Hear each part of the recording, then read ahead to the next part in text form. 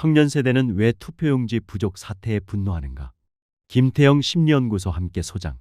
지난 지방선거에서 투표용지 부족 사태가 발생했다. 처음에 민주진보 진영은 대체로 이 문제를 선거관리 과정에서 발생한 단순 실수 정도로 여기며 넘어가려는 모습을 보였다. 이재명 정부에게는 부정선거를 저지를 동기가 없고 민주정부인 이재명 정부가 그런 일을 할 리 없다고 믿었기 때문이다.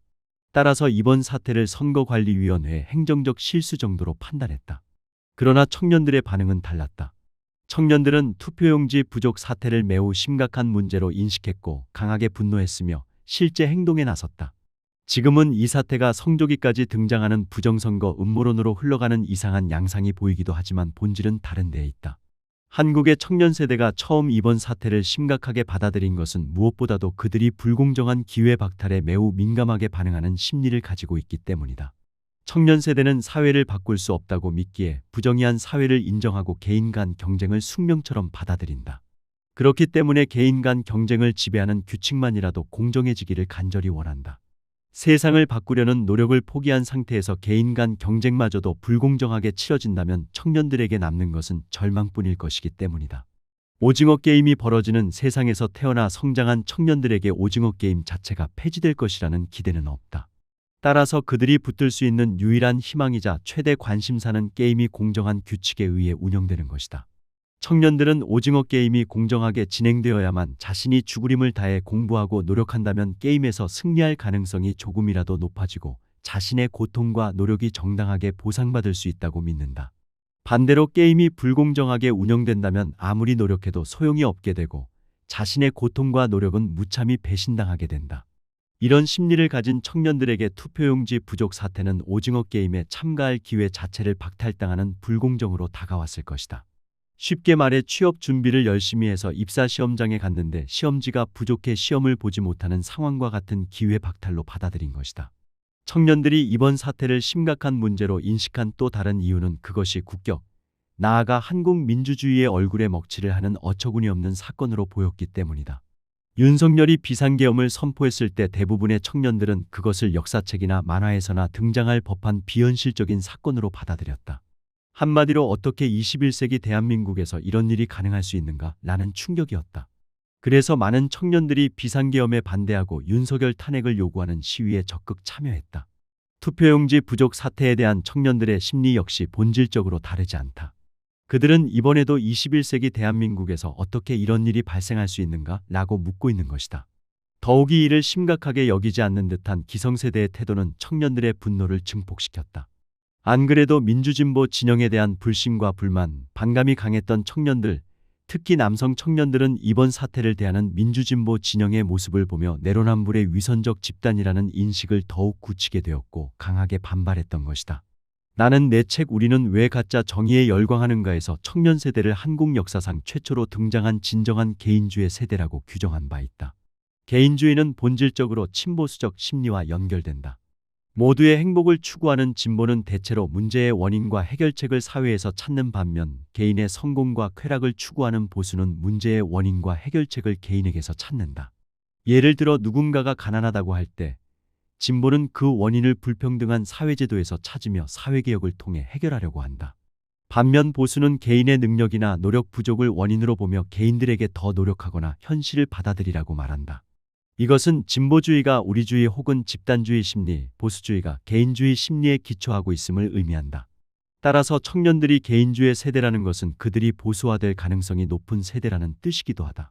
그러나 청년들은 동시에 청년세대 특유의 심리도 가지고 있다. 청년세대는 정의감이 강하고 새로운 것에 민감하며 열정적이고 행동적이다. 그래서 인류 역사에서 청년들은 늘 사회개혁과 역사 진보의 선봉 역할을 담당해왔다. 다시 말해 청년세대는 모든 세대 가운데 가장 진보화될 가능성이 높은 세대이기도 하다. 오늘날 한국의 청년세대는 보수화될 가능성을 높이는 개인주의 심리와 진보화될 가능성을 높이는 청년세대 특유의 심리를 동시에 지니고 있다. 이런 점에서 청년들이 사회정의보다 개인주의적 공정을 더욱 중시하는 것은 강한 정의감과 개인주의가 타협한 결과일 수도 있다. 중요한 것은 오늘날의 청년세대를 단순히 보수화된 세대로만 이해해서는 안 된다는 점이다. 그들은 보수화될 가능성과 진보화될 가능성을 동시에 가진 세대이다. 이번 서울시장 선거 결과는 남성 청년들뿐 아니라 여성 청년들까지 민주진보 진영에게 등을 돌리기 시작한 것 아니냐는 우려를 낳고 있다. 그동안 남성 청년들은 극우 정치 세력을, 여성 청년들은 민주진보 정치 세력을 지지하는 경향을 보여왔다. 그런데 그 공식이 흔들리고 있다는 것이다. 사실 한국의 청년 세대는 남녀를 불문하고 문재인 정부 출범 초기까지만 해도 민주진보 정치 세력을 압도적으로 지지했다. 당시에는 남녀 청년들 사이에 민주개혁적 정치 성향에 뚜렷한 차이가 존재하지 않았으며 일부 조사에서는 오히려 남성 청년들의 지지 성향이 더 강하게 나타나기도 했다. 청년들은 왜 문재인 정부를 거치며 민주진보 정치 세력에서 이탈하게 되었을까? 무엇보다도 그들의 삶이 나아지기는커녕 악화되었기 때문이다. 민주진보 진영은 화려한 개혁 구호를 내세웠지만 세상은 더 나빠지고 청년들의 삶 역시 개선되지 않았다. 이런 경험은 청년들로 하여금 민주진보 진영을 민주주의와 개혁을 명분으로 내세우면서 실제로는 자신들의 이익만 추구하는 위선적 집단으로 인식하게 만들었다. 이런 조건에서 남녀의 정치 성향이 정반대로 갈라진 직접적인 계기는 남녀 갈등이었다. 문재인 정부 초기부터 페미니즘 이슈가 전면적으로 부상하면서 남녀 갈등이 격화되었고 페미니즘에 반발하던 남성 청년들은 자신들의 목소리를 대변해준다고 여긴 이준석을 매개로 극우 정치 세력 지지로 빠르게 이동했다. 이에 대한 반대급부로 여성 청년들은 민주진보 정치 세력을 지지하게 되었다. 만약 페미니즘 문제로 인한 남녀 갈등이 심각하지 않았다면 어땠을까? 아마도 청년들은 남녀를 불문하고 점진적으로 민주진보 진영에서 이탈하는 방향으로 움직였을 것이다. 이것은 청년들 내부의 남녀 갈등이 진정되면 남성 청년들뿐 아니라 여성 청년들까지도 민주진보 진영에게 등을 돌리는 경향이 뚜렷해질 수 있다는 것을 의미한다. 청년 세대는 강한 개인주의 성향 때문에 자본주의나 신자유주의에 우호적일 수밖에 없다. 그러나 사회계급적 위치와 청년 세대 특유의 심리적 특성을 고려하면 청년들은 원칙적으로 극우 보수가 되기 어려운 집단이기도 하다. 무엇보다 청년 세대야말로 신자유주의적 자본주의의 가장 큰 피해자들이기 때문이다. 오늘날 많은 청년들은 극우 정치 세력을 적극적으로 지지한다기보다 지지할 만한 정치 세력을 찾지 못하고 있다. 단지 양대 정치 세력 가운데 민주당을 더 싫어할 뿐이다. 따라서 한국의 오징어 게임 자체를 폐지하려는 정치 세력, 즉 사회를 근본적으로 개혁하여 모두가 행복할 수 있는 사회를 만들려는 진보적인 정치 세력이 등장하고 성장한다면 청년들은 다시 진보화될 가능성이 높다. 예를 들어 뉴욕시장에 당선된 조란 맘다니와 같은 정치인이나 정치 세력이 한국에 등장한다면 청년들의 정치적 선택이 달라질 수 있을 것이다. 반대로 이재명 정부가 근본적인 개혁에 실패한다면 상황이 심각해질 수 있다.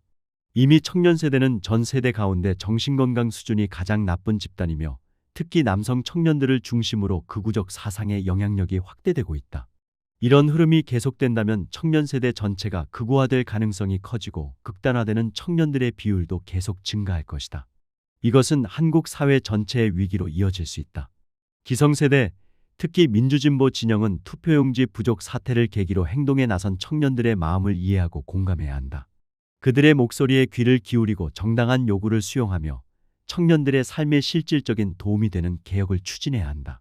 국가와 기성세대가 청년들에게 관심과 애정이 있으며 청년들의 행복을 위해 노력하고 있다는 믿음을 줄 수 있어야 한다. 나아가 한국 사회를 근본적으로 개혁함으로써 청년들의 극우화를 원천적으로 차단하고 한국 사회가 파멸의 길로 나아가는 것을 막아야 할 것이다.